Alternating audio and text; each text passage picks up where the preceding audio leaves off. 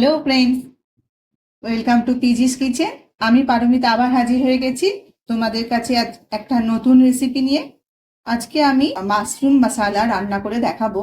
তো তার জন্য কিছু মাশরুম নিয়ে নিয়েছি। এবার এগুলোকে ভালো করে পরিষ্কার করে ধুয়ে ছাড়িয়ে নেব, আর একটু তারপরে গরম জলে ভিজিয়ে রাখবো। ধুয়ে নিচ্ছি।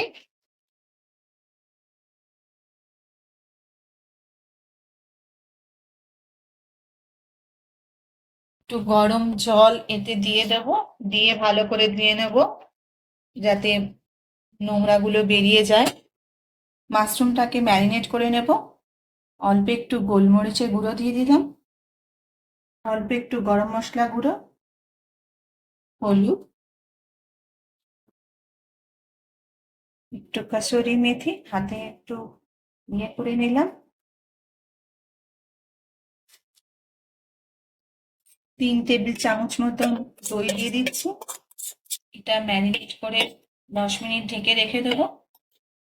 তেল গরম হতে দিয়ে দিয়েছিলাম, গরম হয়ে গেছে। এতে গরম মশলা ফোড়ন দিয়ে দিলাম, পেঁয়াজ কুচিগুলো। পেঁয়াজটা লাল করে ভাজা হয়ে গেছে।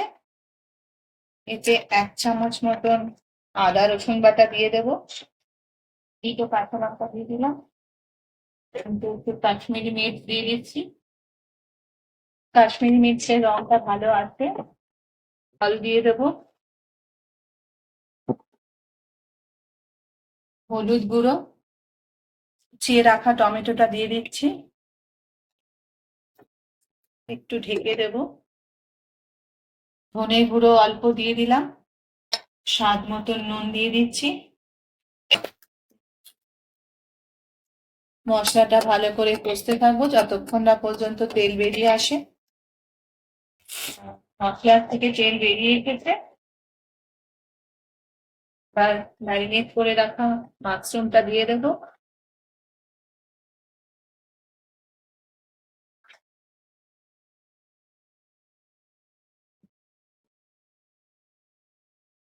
যেহেতু দই দিয়ে মাখানো ছিল, তো জল বেরিয়ে এসেছে, ভালো করে জলটা শুকিয়ে নেব। অল্প একটু জল অ্যাড করে দিচ্ছি। 5 মিনিটের জন্য ঢেকে দেবো। জলটা শুকিয়ে গেছে, হয়ে এসছে। গরম মশলা গুঁড়ো অল্প করে, ধনে পাতা কুচি উপর থেকে দিয়ে দিচ্ছি, আর একটু ফ্রেশ ক্রিমটা দিয়ে দেবো।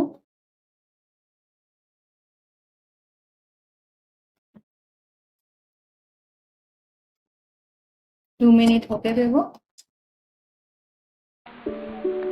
মশলা মাশরুম রেডি হয়ে গেছে, আমি এটা ঢেলে দিচ্ছি।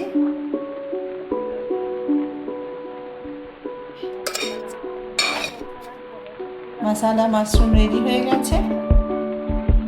কেমন লাগলো আজকের এই রেসিপিটা? ভালো লাগলে লাইক কমেন্ট শেয়ার করো, আর যদি নতুন বন্ধু হও তাহলে সাবস্ক্রাইব করবার অনুরোধ রইল।